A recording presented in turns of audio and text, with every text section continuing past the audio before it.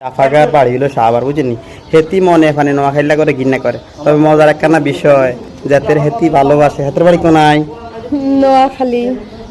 আঙ্গ রয়্যাল ডিস্ট্রিক্টের বাইরে হেতি অনেক বেশি ভালোবাসে তো আপনি কি করেন না কেন বাংলাদেশের মধ্যে একখান মাত্র ডিস্ট্রিক্ট এটার নাম রয়্যাল ডিস্ট্রিক্ট